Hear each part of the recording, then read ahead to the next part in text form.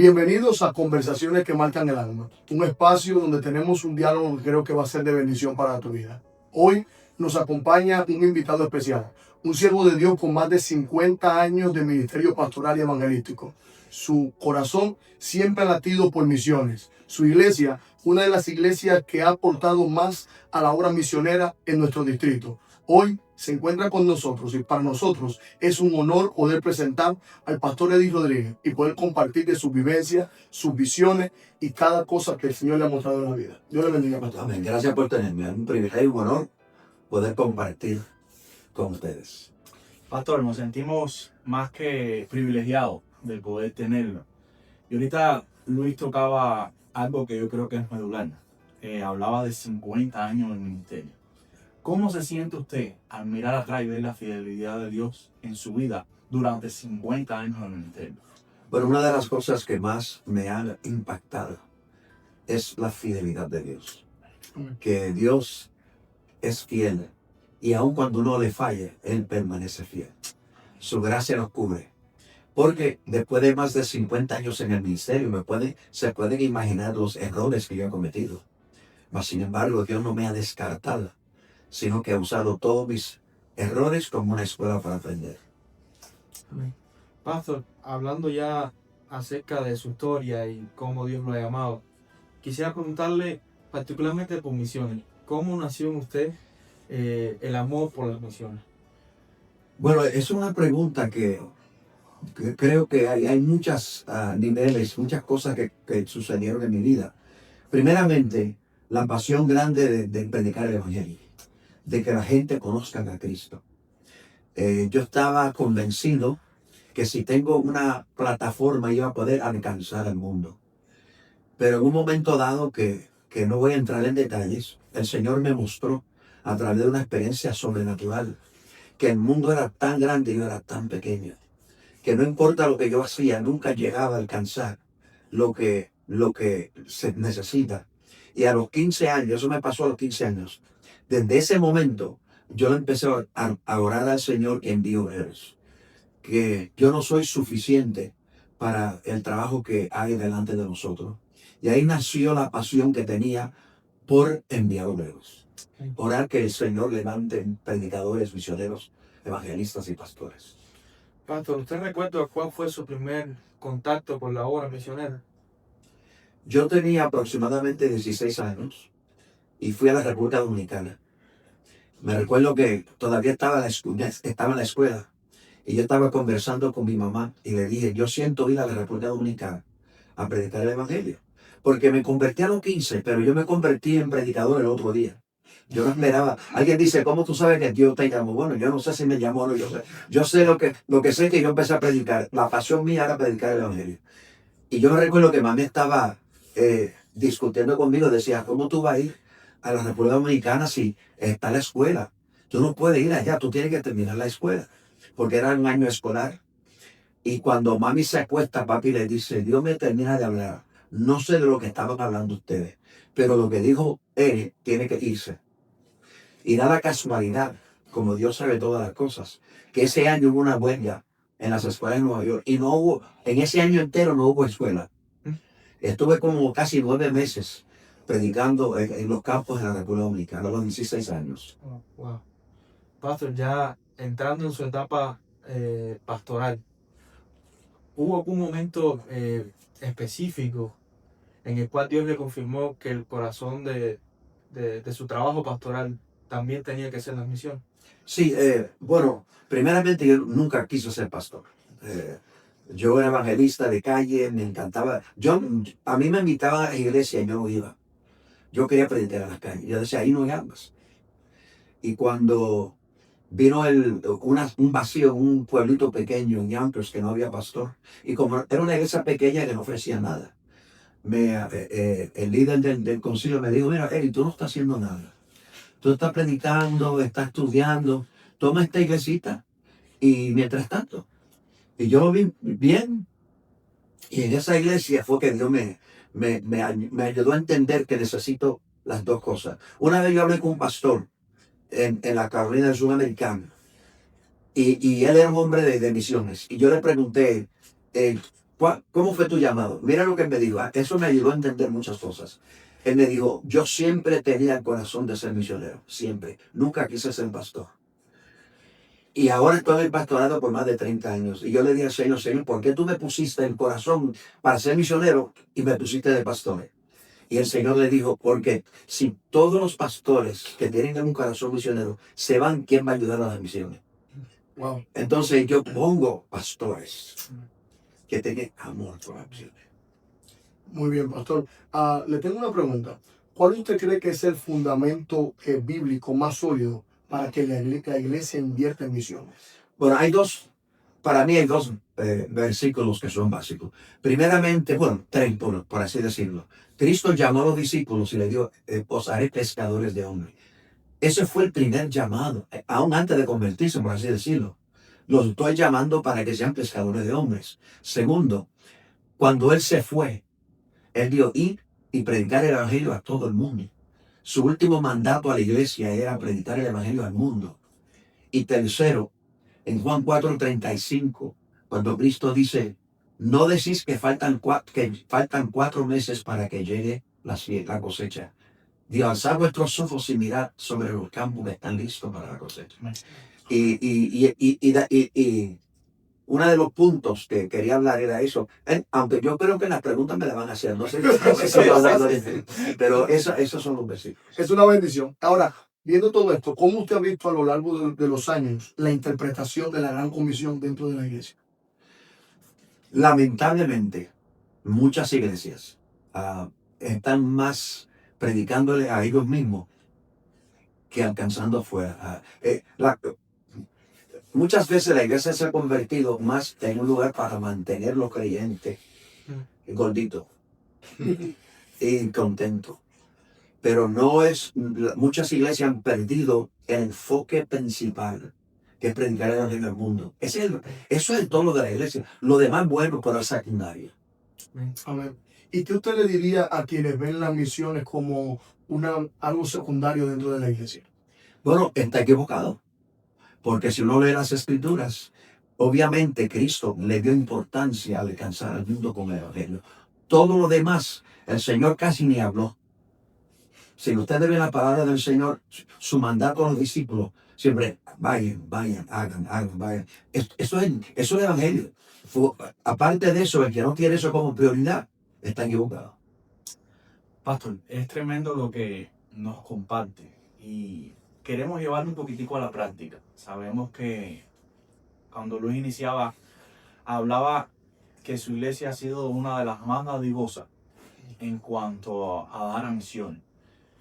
Pero mi pregunta es, ¿cómo usted, como pastor principal de su iglesia, involucró a su iglesia en esa misión? Amén. Y esa ahí va a ser la segunda. Cristo dijo, alzad vuestros ojos y mirad sobre el campo. Es importante que el pastor ponga en la vista de los miembros la necesidad. Amén. Algunas veces cuando los jóvenes íbamos a obra misionera, los llevaban para que ellos vean la necesidad. Algunas veces el pastor me ha preguntado, ¿cómo tú haces que la gente tenga tanto dinero? Y yo siempre le digo, el pueblo hispano es un pueblo de un corazón grande. El problema es que nosotros como pastores no les presentamos proyectos. No sabemos presentarle necesidades. No sabemos hacer que el pueblo vea el campo con sus ojos. Porque cuando el pueblo ve la necesidad, mire, yo siempre digo, el pastor que no hace esto, los miembros le están enviando su dinero a la gente de la televisión, a los ministerios de la televisión.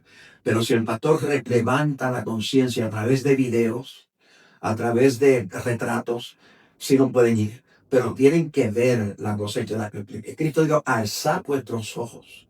Y ahí es donde el pastor tiene que alzarle los ojos a la iglesia para que vean el campo. Cuando nosotros enviábamos más de $140,000 al año a una obra de niños para que coman, yo presenté un video de un niño que se estaba muriendo por falta de comida y un buitre estaba por comérselo, esperando que se muera. Y cómo ese fotógrafo hasta se suicidó porque la compañía que lo contrató no le permitió ayudar a esa niña, era una niña. Y todo eso uno se lo presenta a la iglesia y eso le ayuda a ver el campo y la necesidad. Y ahí es donde fallan algunos pastores. Pastor, es impresionante lo que nos comenta. Y teniendo esto en mente, yo creo que a veces se hace fácil en el sentido de cuando hay un video como este, pues levanta la conciencia de la congregación. Pero llega un momento que la llama se apaga. Llega un momento donde quizás nos involucramos en proyectos propios de la iglesia o quizás haya necesidades locales. ¿Cómo mantener? ¿Cuál ha sido el éxito de su iglesia, Un Lugar de Esperanza? ¿Cómo ha mantenido todo este tiempo, el año, ahí, constante en misiones, constante? Bueno, una de las cosas que le dio a la iglesia, y es una realidad, y mi iglesia lo ha experimentado, que cuando nosotros mantenemos la visión misionera de evangelizar al mundo, todas las demás necesidades Dios va a suplir. Cuando yo estaba comprando el templo que ahora tenemos por 1.8 millones, que no teníamos ni un centavo, yo le dije a la iglesia, tenemos que buscar la forma de que entre el dinero. Y yo le dije, la forma que lo vamos a hacer es que vamos a aumentar la ofrenda misionera.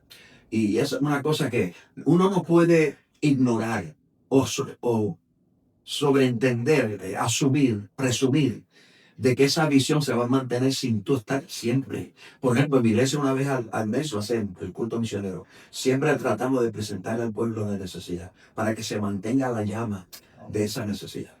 Pastor, es impresionante. Yo creo que no solamente estamos aprendiendo, sino a la misma vez nos está retando como jóvenes pastores a tener ese enfoque en nuestra vida. Pastor, si tuviera que contarnos alguna experiencia, una experiencia que fue trascendental tanto para su vida como para la iglesia, que tuviera que ver con misiones, que hubo un antes y un después que tú dices, wow, en esta manera que invertimos, en esta manera que fuimos, ¿qué podía compartir con nosotros? Bueno, una de las experiencias, aunque son muchas, un libro que impactó mi vida, pasó por las almas por un pastor de Toronto. Eso impactó mi vida. Yo lo leí cuando era niño, jovencito.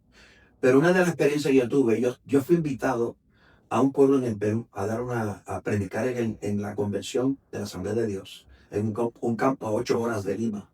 Y yo empecé a caminar por la plaza y vi muchos niños de edad escolar pidiendo en las calles, vendiendo dulces.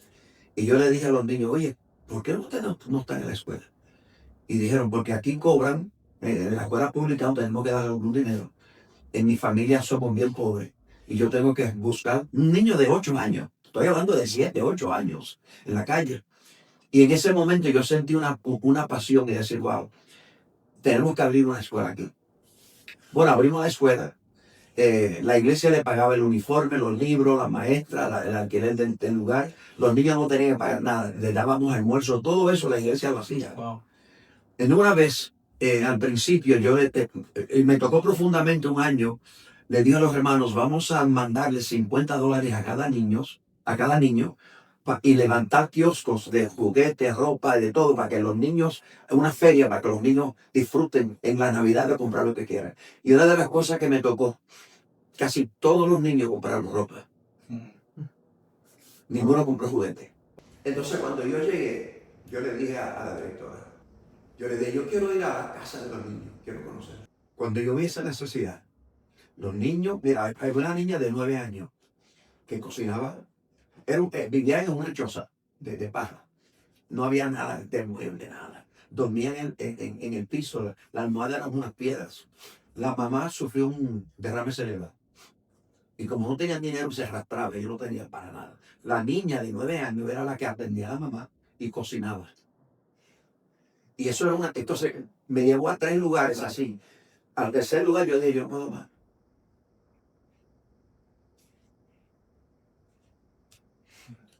Pastor, en tantos años que usted y su iglesia han mantenido su compromiso con misiones, han habido victorias, pero me imagino que también ha habido retos y desafíos grandes. Sí. ¿Nos podría compartir alguno de esos retos más difíciles? Bueno, el reto más difícil es cuando uno tiene miembros en la iglesia que no comparten la visión. Y no los critico, porque yo en inglés hay una expresión que dice, ellos son los bean counters. Ellos son los detallistas, lo que cuentan las habichuelas, los que están mirando la finanza. Y entonces están tratando de cambiar la trayectoria de la iglesia. Y son líderes y son gente buena. Son gente que me ha apoyado en todo. Pero ellos andan asustados. Mira, todos los tesoreros que yo he tenido, todos han peleado conmigo. Porque ellos no entienden, pastor, cómo tú vas a dar tanto dinero a misiones si es que hay necesidad. Y tratan de cambiar mi enfoque. Pero a través de los años, ellos se han convertido. Porque ellos han visto que Dios provee. Cuando la iglesia hay una necesidad grande, mira, yo te puedo dar el testimonio que no terminamos. Cuando hay una necesidad, porque yo no creo, la iglesia mía, todo lo que sobra al final del mes lo damos a misiones. Todo. Entonces, ¿qué pasa? Cuando hay una necesidad, no hay dinero. Y entonces ellos ven como de repente viene alguien, ¡pa! Y paga lo que hay. Sean 40,000 pesos, 80,000 dólares. Bueno, ha sido algo increíble. Y yo le digo lo que dice la Biblia, el que le da al pobre le presta a Jehová. ¿Qué mejor banco? ¿Qué mejor banco que paga dividendos que el cielo? Cuando él dice, el que le da al pobre le presta a Jehová. Pastor, sabemos que siempre está dando, y como usted decía ahora, dando todas misiones al final del mes, genera momentos también de tensión y sabemos que hay momentos buenos y hay momentos malos. ¿Nos pudiera compartir algún testimonio de la fidelidad de Dios en medio de momentos de Amén. crisis? Cuando llegó la pandemia, que muchas de las iglesias, y yo no los culpo, ellos tienen esa filosofía, ellos guardan para tiempos difíciles. Yo no. Y cuando llegó la pandemia, yo decía entre mí, yo me paniqué, porque teníamos que pagar salarios, en la hipoteca, la luz, el agua, todo tenía que estar pago y no había culto. Y me llamó una hermana y yo le dije lo que está pasando, me dijo, pastor, yo cubro el año entero. Wow. Ese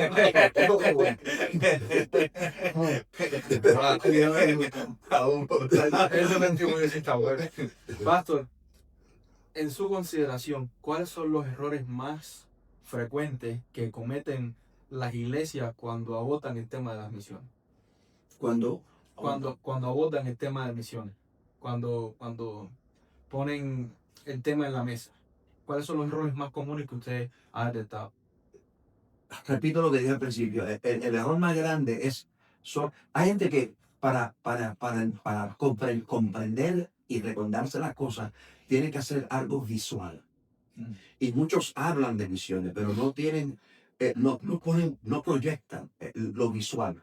Los niños que están pasando hambre, la necesidad de los misioneros, los testimonios de misioneros, porque hay tantos testimonios que los hermanos vean el sacrificio que hay en misiones. Y claro, cuando hablo de misiones, no elimino en la misión local, porque misión cubre local y afuera. Por ejemplo, antes de comenzar a grabar, yo hablé como el Señor me habló cuando yo tenía 17 años, que iba a poner un programa de televisión. Porque encima de misiones, yo creía en misiones locales. Yo decía, Señor, tengo que alcanzar mi comunidad. Y yo me recuerdo la primera vez que entré en medios masivos, me llamó una estación de radio de Nueva York, que era la más conocida en el pueblo hispano, era secular.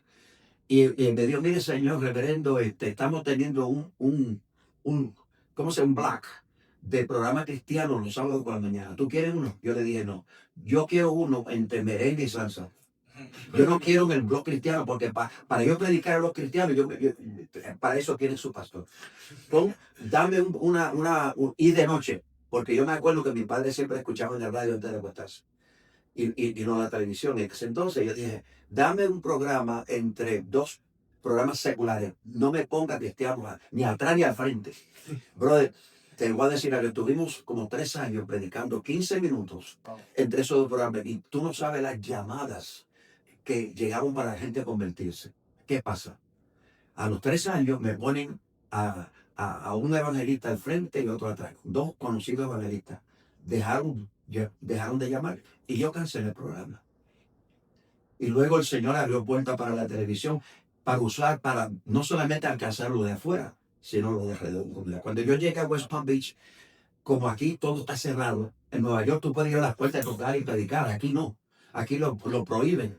Y el Señor puso en mi corazón tener un programa de televisión. Y por 11 años tuvimos un programa de televisión. Y pago por compañías inconversas. La iglesia no pagó ni un centavo, casi $2,000 al mes. Por 11 años. Se canceló cuando el dinero dejó de entrar. Porque yo no creo en estar vendiendo agua bendita y para carito. No, no, no. Si Dios nos suple, es el tiempo de cerrar. ¿Pero por qué? Porque yo creo que ya en medio de Facebook y de todas estas cosas, podemos alcanzar a la gente igual y con menos dinero. Amén, amén, amén. Eso es muy importante y realmente nos gozamos tanto de poder escuchar toda esta vivencia. Y quiero decir, para mí, mucho más porque lo que ahora estoy escuchando no es nuevo, no es novedad. El pastor Eddie no solamente es un pastor invitado, sino que también es mi pastor.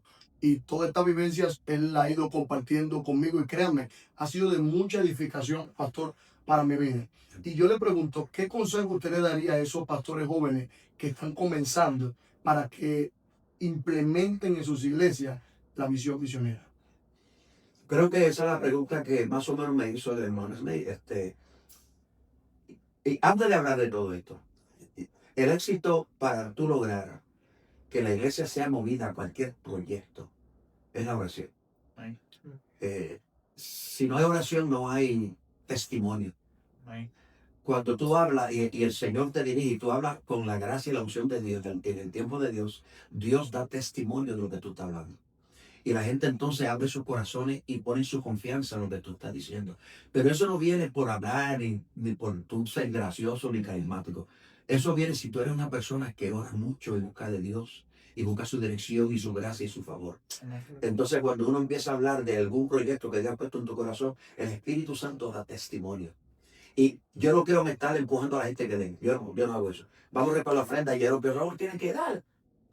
7 minutos. Bueno, 7, 8 minutos hablando de eso. vamos a recoger la ofrenda ya.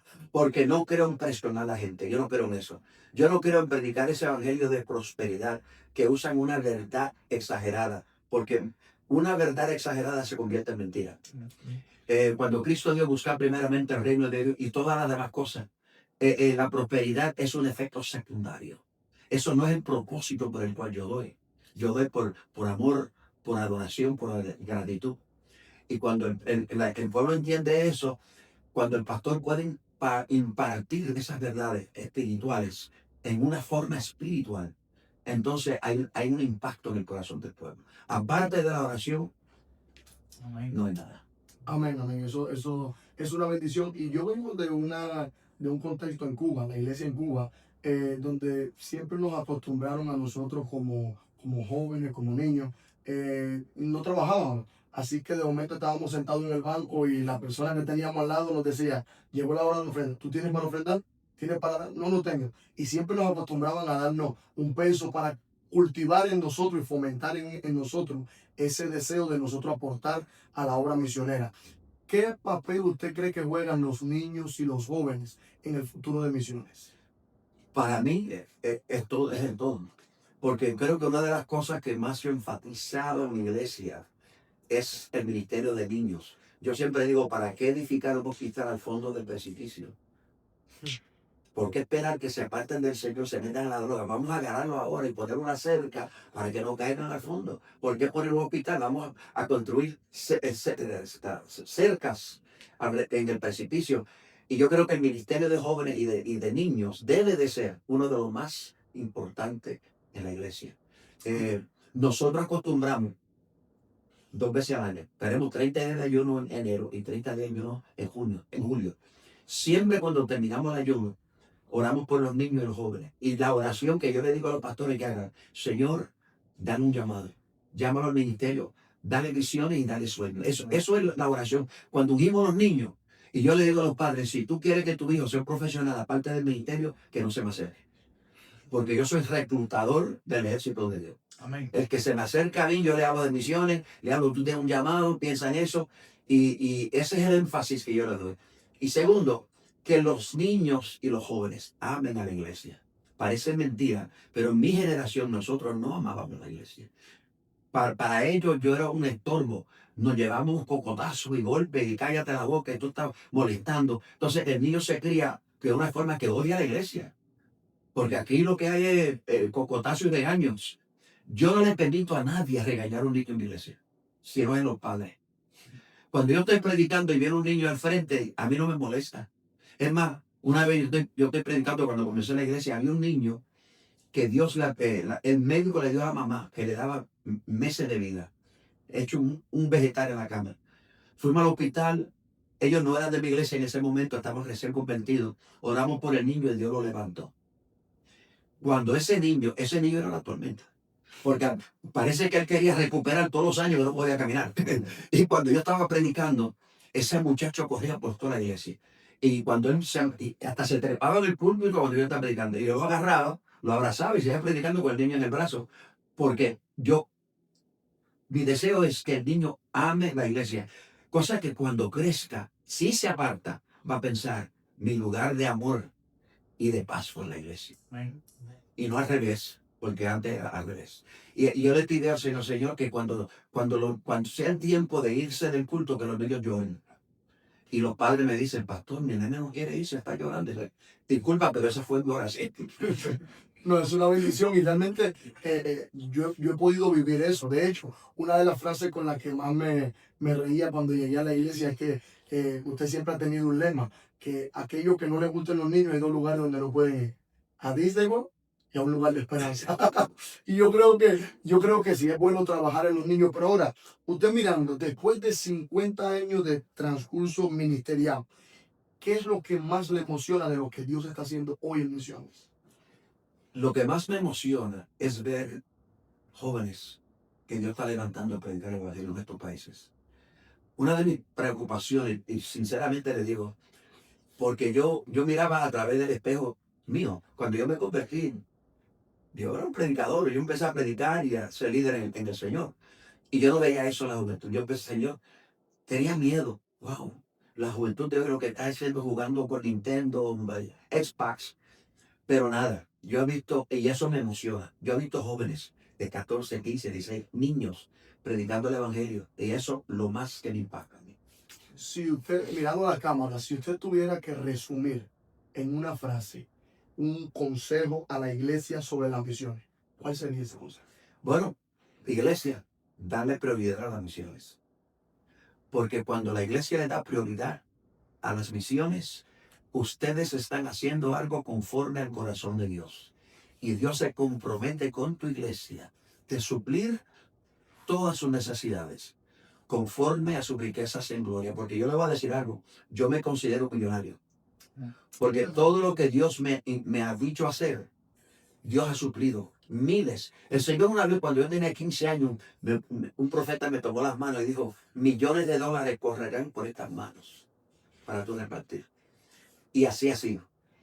Y personalmente Dios me ha bendecido, no puedo quejarme de eso tampoco. Que yo he pasado necesidades, seguro, bastante, especialmente cuando comencé en el ministerio. Pero no, Dios nunca nos ha fallado. Pastor, estamos agradecidos. Verdaderamente, escuchar cada consejo, cada palabra que ha salido de su boca es de edificación para nuestras vidas. Y creo que será para la vida de aquellos que puedan escuchar este episodio. Sabemos que cuando le escuchamos hablar y ahorita el Espíritu le tocaba y de mis lágrimas también salía ese quebranto y yo decía, wow, el Espíritu Santo está aquí. Y esto es algo impresionante, Pastor, porque podemos escuchar lo que Dios ha hecho con usted. Y no solamente agradecemos el privilegio de poder tenerle, sino agradecemos el privilegio de poder escuchar a Dios a través de su vida. Que Dios nos rete, que Dios nos ministre. Y sabemos que misión no es parte de un programa. Nosotros existimos porque el Señor dejó la gran comisión. Y esa es nuestra misión. Estamos muy agradecidos, Pastor. Agradecidos a Dios por su vida y sabemos que esto solamente es un desafío que el Señor nos ha permitido vivir hoy para nosotros enfrentar el mañana. Y quiero decir algo rápido. En una iglesia que hay un director de misiones que no es el pastor, quiere decir que misiones es algo secundario. El director de misiones del departamento de misiones debe de ser el pastor.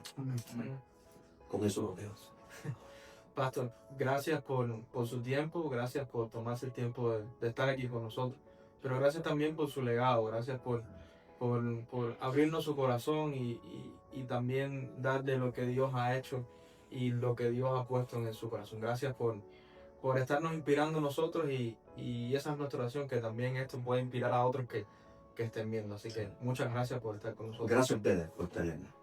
Muchas gracias, pastor. De verdad, ha sido de bendición y creo que este tiempo no solo ha sido de bendición para nosotros conocer más de la obra misionera, sino que queremos que esto sirva como un incentivo para aquellos que nos están mirando también se puedan unir. Si este video te ha gustado, por favor compártelo, ayúdenos a orar por este proyecto, involúcrense más en misiones. Misiones no es de uno, misiones de todos. Recuerde que este podcast no lo decimos nosotros, lo dicen ustedes. Se llaman Conversaciones que marcan el alma. Dios le bendiga.